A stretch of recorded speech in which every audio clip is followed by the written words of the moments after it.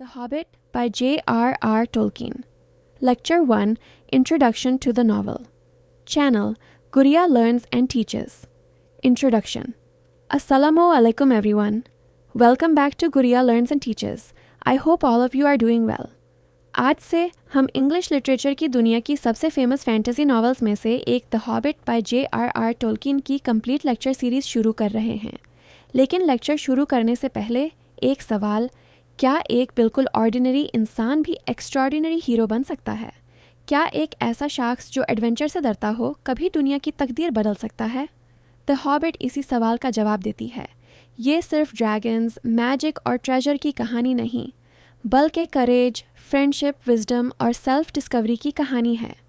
इसी वजह से ये नावल आज भी दुनिया भर की यूनिवर्सिटीज़ में पढ़ाई जाती है और मॉडर्न फैंटेसी लिटरेचर की फाउंडेशन मानी जाती है। यह lecture specially BS English, MA English और कंपैरेटिव एग्ज़ाम्स के स्टूडेंट्स के लिए डिज़ाइन किया गया है।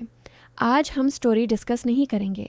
इस लेक्चर का मकसद है नॉवेल का बैकग्राउंड समझना, ताकि अगले लेक्चर्स में प्लॉट, थीम्स और कैरेक्टर्स को आसानी से समझ सकें। आज के लेक्चर में हम डिस्कस करेंगे about the author, historical background, setting of the novel, fantasy as a literary genre, major creatures of Middle Earth, major characters और why is the Hobbit important. तो चलिए शुरू करते हैं। अबाउट द ऑथर, सबसे पहले बात करते हैं जॉन रोनाल्ड रोएल टोल्किन यानी J.R.R. टोल्किन की। टोल्किन का जन्म 3 जनवरी 1890 को ब्लूमफॉन्टेन, साउथ अफ्रीका में हुआ। उनकी चाइल्डहुड बहुत मुश्किल थी। जब वो सिर्फ 4 साल के थे, उनके वालिद का इंतकाल हो गया। कुछ साल बाद उनकी वालिदा भी वाफत कर गईं। इन मुश्किल हालात के बावजूद टोल्किन ने तालीम कभी नहीं छोड़ी। बाद में वो इंग्लैंड चले गए और ऑक्सफोर्ड यूनिवर्सिटी से एजुकेशन हासिल की। वहीं बाद में वो professor of English language and literature बने। What is a philologist? Tolkien सिर्फ नॉवेलिस्ट नहीं थे, वो एक फिलोलॉजिस्ट भी थे। फिलोलॉजी का मतलब है the study of language, it's history, origin and development, यानी ज़बानों की हिस्ट्री, एवोल्यूशन और स्ट्रक्चर का मुतला। इसी दिलचस्पी की वजह से टोल्किन ने सिर्फ कहानी नहीं लिखी, बल्कि अपनी फिक्शनल वर्ल्ड के लिए नए अल्फ़ाबेट्स, लैंग्वेजेस और कल्चर्स भी क्रिएट किए। इसी एक्स्ट्राऑर्डिनरी इमेजिनेशन की वजह से उन्हें the father of modern fantasy कहा जाता है। Major works. टोल्किन की मशहूर बुक्स हैं the hobbit, published in 1937, The Lord of the Rings trilogy, and The Silmarillion. In books ने फैंटेसी लिटरेचर को हमेशा के लिए बदल दिया। आज की फेमस फैंटेसी सीरीज़ जैसे कि हैरी पॉटर और द क्रॉनिकल्स ऑफ नार्निया भी किसी न किसी हद तक टोल्किन के काम से इन्फ्लुएंस हुई हैं। Historical background. अब बात करते हैं हिस्टोरिकल बैकग्राउंड की। द हॉबिट पहली बार 1937 में पब्लिश हुई। उस वक्त यूरोप में पॉलिटिकल टेंशन बहुत ज़्यादा थी और दुनिया सेकेंड वर्ल्ड वॉर के करीब थी। टोल्किन ने खुद फर्स्ट वर्ल्ड वॉर में सर्विस की थी।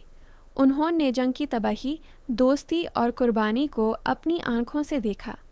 इसीलिए उनकी राइटिंग में अक्सर ये थीम्स नज़र आती हैं: good versus evil, friendship, courage, loyalty, sacrifice and hope. उन पर Norse mythology, Anglo Saxon literature और मेडिवल लेजेंड्स का भी गहरा असर था। इसी वजह से उनके नॉवेल्स में ड्रैगन्स, एल्व्स, ड्वार्व्स और मैजिकल ऑब्जेक्ट्स बहुत आम रोल अदा करते हैं। Exam insight.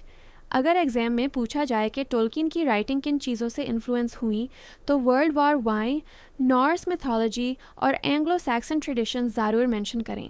Setting of the novel. अब समझते हैं सेटिंग। सेटिंग से मुराद है the time and place where a story takes place. The hobbit की स्टोरी मिडल अर्थ में सेट है।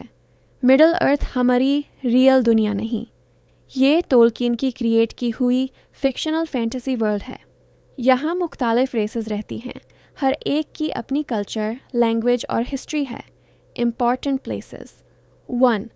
The Shire. ये हॉबिट्स का होमलैंड है। ग्रीन फील्ड्स, फार्म्स और पीसफुल विलेजेस से भरपूर। बिल्बो बैगिन्स यहीं रहता है। 2. रिवेंडेल।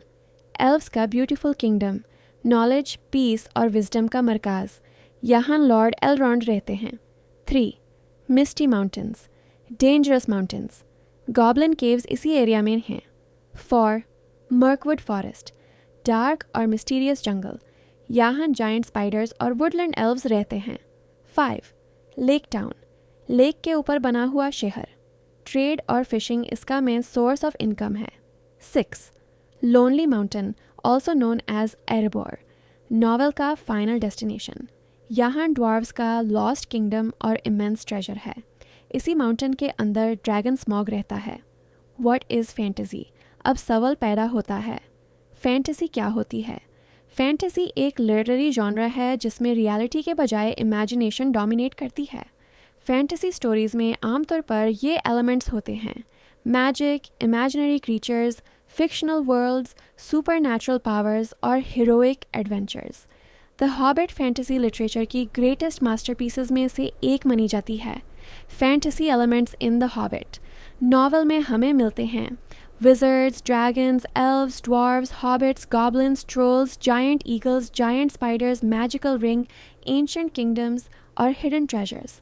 ये तमाम एलिमेंट्स नॉवल को यूनिक और अनफॉरगेटेबल बनाते हैं। मेजर क्रीचर्स ऑफ मिडल अर्थ। अब हम मिडल अर्थ की इम्पॉर्टेंट रेसेस को ब्रीफली समझते हैं। Hobbits, small, peaceful, food loving और simple creatures. Wizards, wise magical beings जो गाइडेंस और लीडरशिप प्रोवाइड करते हैं। ड्वार्व्स, ब्रेव माइनर्स और स्किल्ड क्राफ्ट्समैन जो माउंटेन्स में रहते हैं। एल्व्स, ब्यूटिफुल, इंटेलिजेंट, ग्रेसफुल और almost immortal beings. Goblins, cruel, ugly और वायलेंट क्रीचर्स जो अंडरग्राउंड रहते हैं। ट्रोल्स, ह्यूज और पावरफुल क्रीचर्स जो सनलाइट में स्टोन बन जाते हैं। वार्ग्स, जायंट इवल वर्व्स और गॉब्लिन्स के allies. Giant eagles, noble birds जो हीरोज़ को रेस्क्यू करते हैं। जायंट स्पाइडर्स, पॉइजनस क्रीचर्स जो वेब्स में शिकार फंसेत हैं। ड्रैगन्स, फायर ब्रीदिंग, इंटेलिजेंट और ट्रेजर गार्डिंग क्रीचर्स। स्मॉग इनमें सबसे फेमस है। Major characters, Bilbo Baggins, novel का प्रोटैगनिस्ट, सिंपल, पीसफुल और हम्बल हॉबिट, सफ़र के दौरान ब्रेव और वाइज हीरो बन जाता है। गंडल्फ, वाइज विजर्ड, बिल्बो का मेंटर और guide. Thorin ओकनशील्ड, leader of the dwarves, अपना एंसेस्ट्रल किंगडम वापस लेना चाहता है।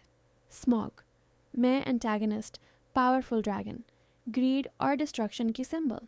Golem, mysterious creature, magic ring का फॉर्मर ओनर।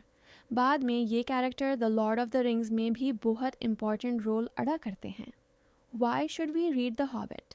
ये नावल हमें सिर्फ एंटरटेन नहीं करती, ये हमें सिखाती है courage, friendship, leadership, loyalty, wisdom, responsibility और सेल्फ डिस्कवरी। सबसे इम्पॉर्टेंट बात, ये नावल बताती है कि कभी कभी सबसे ऑर्डिनरी इंसान भी सबसे एक्स्ट्रा ऑर्डिनरी हीरो बन सकता है। रिकैप, आज हमने सीखा J.R.R. टोल्किन का इंट्रोडक्शन, फिलॉलजी का meaning, historical background, middle earth की setting, fantasy genre, important places, major creatures, major characters और नावल की इम्पॉर्टेंस। कंक्लूजन। तो स्टूडेंट्स, आज का लेक्चर द हॉबिट की फाउंडेशन था। अब आप नावल के बैकग्राउंड, ऑथर और फैंटेसी वर्ल्ड को अच्छी तरह समझ चुके हैं। अगले लेक्चर में हम द हॉबिट का डिटेल्ड प्लॉट समरी डिस्कस करेंगे और बिल्बो बैगिंस की अनफॉरगेटेबल जर्नी का पहला कदम देखेंगे। अगर आपको लेक्चर पसंद आया हो तो वीडियो को लाइक करें, अपने फ्रेंड्स के साथ शेयर करें और गुड़िया लर्न्स एंड टीचर्स को सब्सक्राइब करना बिल्कुल मत भूलिए। अल्लाह हाफिज़। See you in the next lecture.